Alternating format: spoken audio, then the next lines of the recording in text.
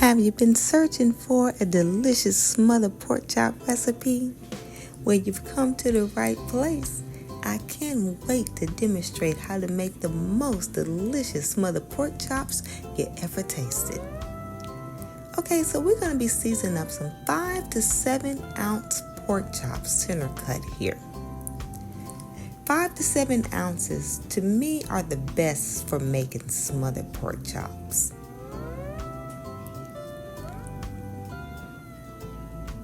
Okay, so we're just going to take a little paper towel and kind of pat a little, just get rid of all the leftover water that might be on your pork chops. A little bit of that moisture that could be left over.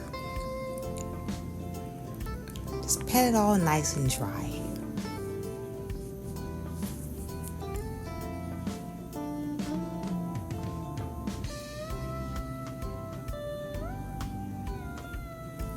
Okay, so we're going to be using garlic salt, lemon pepper, and a little bit of Cajun seasoning. I normally use a little bit of dry rub. I don't have any today, so I'm rolling with just a little bit of Cajun spice today. Okay, so we're going to be putting a little bit of that garlic salt on here. And pork chops are naturally a little bit more salty than other meats. That pork, I can be kind of salty, so you don't want to go too heavy on the seasoning. Now me, I like mine a little bit more seasoned. Of course, I do run a soul food restaurant, but any blood pressure issues or whatever you might have, or you just don't like that much salt, just go a little bit lighter on the seasoning. But we're just using 3 seasonings. All right, that's looking good.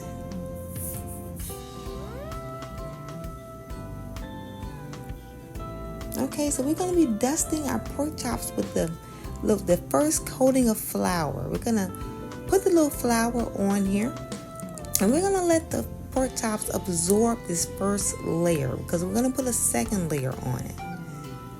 And the reason why we're going to put a second layer on it after the first layer is absorbed is because that's just going to help the pork chops fry up crispier. Because if you put the pork chops in the fryer without allowing the first amount of flour to be absorbed, a lot of times your pork chops will just come up completely naked. You'll lose all the flour off of them. So make sure you put a double coating on there. And this is how you want to look. It's going to sit for about 10 to 15 minutes while it absorbs that flour. Okay, so it's been sitting about 15 minutes, and as you can see, it looks a lot different. That flour has soaked into those pork chops. Perfect. All right, and we're going to begin to flour up the pork chops again with the second coating.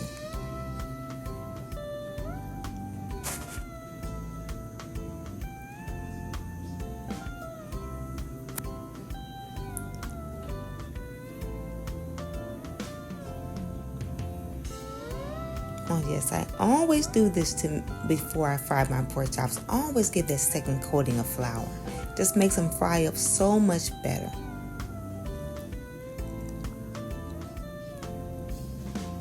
And this is how you want it to look before we put it in that fryer. We'll put it in the cast iron skillet rather. So I'm using about a 12-inch cast iron skillet here.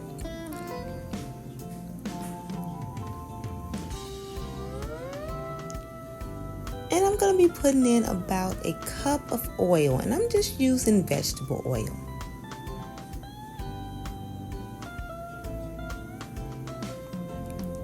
You want to check the grease because we're not using a thermometer. I kind of cook old school. So put a little flour in there, and it's not quite ready. You don't see that flour bubbling up real good. Another way to check that grease and make sure it's hot enough is put a little tip of the pork chop in. If you don't see it sizzling up, it's not ready, and this is not going to harm that pork chop at all. Okay, so I'm going back in. As you can see, that flour is nice and bubbling. It looks like it's just about ready to put those pork chops in. All right, so we're putting them in here. And I'll probably be able to fit about 4 of them in this pan right here.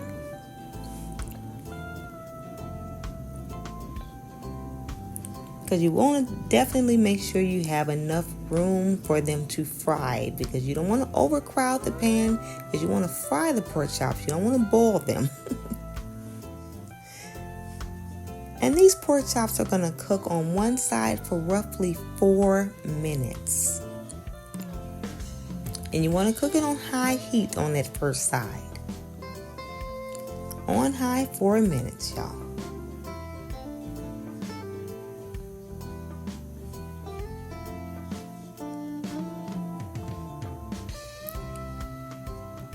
Alright, so there's already a nice color on those pork chops.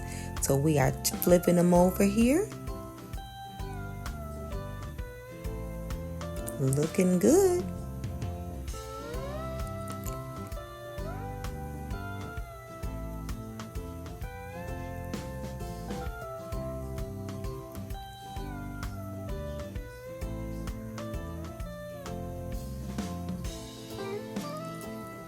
Alright, so when you turn them over, you want to turn them down to low heat at this point.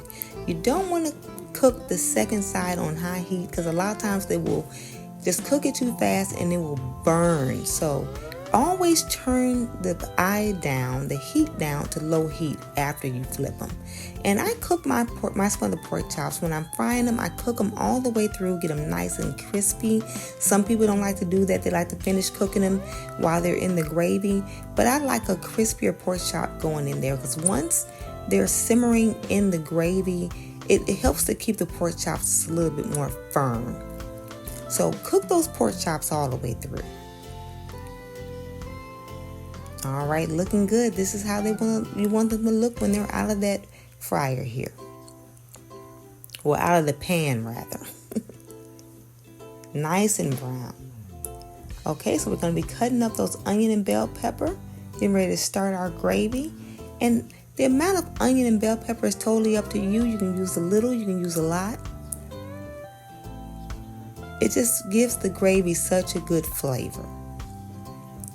But you can also make your gravy without bell pepper and onion at all if you just don't like bell pepper or onion in your gravy. But of course, that's what makes it smothered outside of the gravy, right?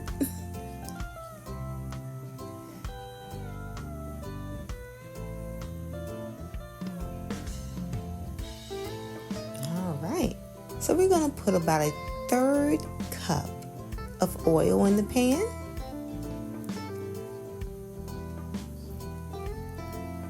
And we're going to add our bell pepper and onion.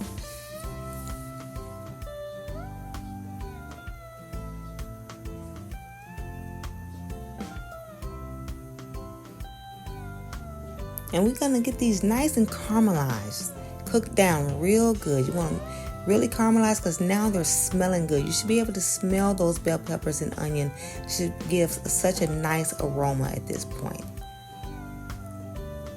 Alright, so you're going to go in and add 1/2 cup of flour plus 2 additional tablespoons of flour, giving you an accurate measurement here. 1/2 cup plus 2 tablespoons. We're going in with 1/2 tablespoon of garlic, 1/2 tablespoon of pepper, 1/2 teaspoon of sage. All right, we're going to get that worked in.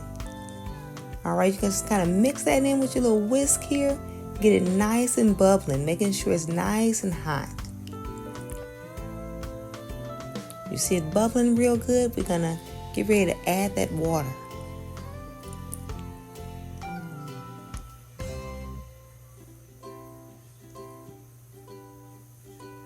Okay, so we're adding 1 liter of hot water. Please add the water while it is hot. It's going to make it thicken so much quicker and easier if the water is hot. As you can see, it's already beginning to thicken. This water has been in here maybe about 15 seconds or so. Not long at all. It's going to whisk it around until it begins to boil. And as you see it begins to boil, you're going to turn it all the way back down. As soon as it strikes that boil. Okay, Okay, you're going to turn all the way back down and you're going to add 1 tablespoon of beef base. I probably turned my eye all the way down, but it's okay. 1 tablespoon of beef base. Now we then took the temperature back up and we're going to whisk that beef base into this mixture here. And this is turning out to be such a rich, delicious gravy. Oh, just look at it, y'all. The color of it is beautiful. Okay, so now we're going in adding our pork chops. This is such a simple, quick, and easy recipe.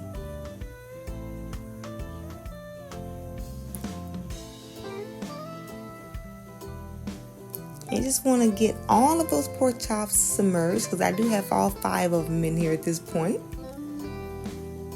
Give all the pork chops a little bit of that gravy love.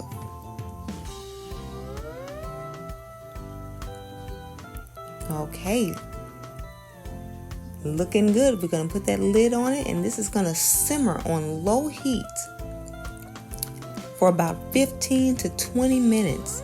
Let it simmer 15 to 20 minutes, get nice and tender.